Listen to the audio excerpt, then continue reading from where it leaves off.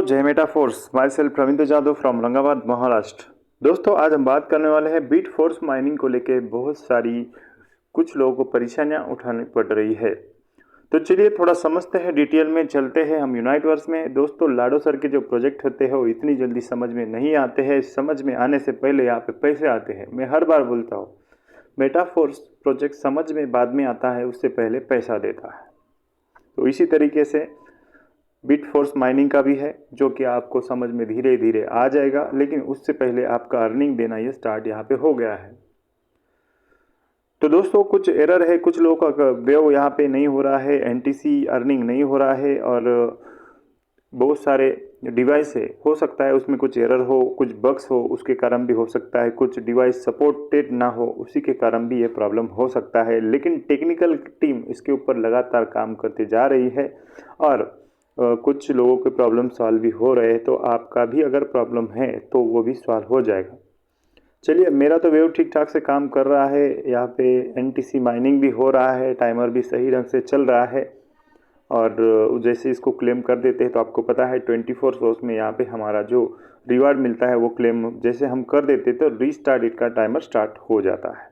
तो चलिए, आपको कुछ प्रॉब्लम अगर दे रहा है, कुछ दिक्कतें आ रही है, तो चलिए आपको ध्यान से देखना है वीडियो, काफ़ी इन्फॉर्मेटिव ये वीडियो है। और मुझे ऐसा लगता है कि आपके टीम में जितने भी लोग हैं सबको शेयर करने की आपको ज़रूरत है, ताकि उनका भी अगर प्रॉब्लम है तो वो भी सॉल्व हो जाए। चलिए इंटर टीयर में हम यहाँ पे चले जाते हैं, और यहाँ पे आपके स्ट्रक्चर में जाके आपको कुछ चीज़ें देखने की आवश्यकता है।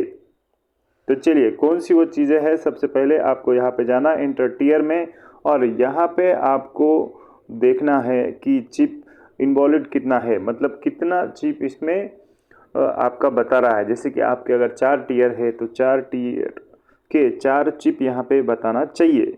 तो दोस्तों मेरे यहाँ पे कुछ देर पहले ये पहला टीयर बता रहा था, पहला चिप बता रहा था, और चौथा चिप बता रहा था।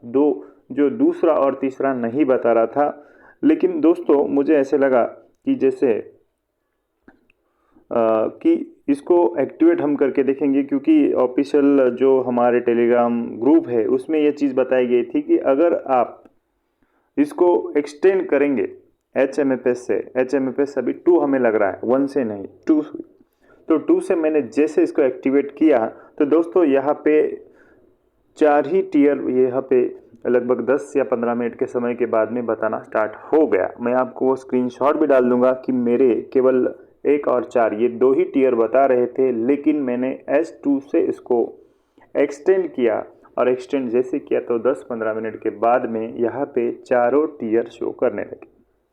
तो मुझे भी ऐसा लगता है अगर आपकी भी कि यहाँ पे शो नहीं हो रही है तो आपको भी टीयर एक्सटेंड करने की आवश्यकता है। अभी एक्सटेंड में हमें H1 नहीं लगेगा, H2 लगेगा। अभी आपके पास H2 है नहीं है, अगर है तो फिर आप कर सकते हैं, नहीं है तो फिर थोड़ी सी दिक्कत आपको हो जाएगी, क्योंकि अगर H1 आपके पास है वो अगर आपने लगाया है तो लगभग 21 दिन उसको बनने में लगते हैं। तो आने वाले समय में दोस्तों इसी तरीके से MFS को आपको होल्ड करना है। चलिए मैं आपको बता देता हूँ, जैसे हम होल्ड करते जाएंगे आने वाले समय में हमें H1, H2, H3, H4 ये लगने वाला है। तो दोस्तों हाँ, और एक खास बात मैं आपको बताना चाहूँगा, अगर आपके पास होल्डिंग को आपको कॉइन लगाए है तो यहाँ से अभी देखिए मैंने जो यहाँ से H2 निकाला, वो कहाँ से निकाला वो भी आपको बता देता हूँ। दोस्तों बहुत कुछ बड़ी प्लानिंग लाडो सर ने यहाँ पे करके रखी है।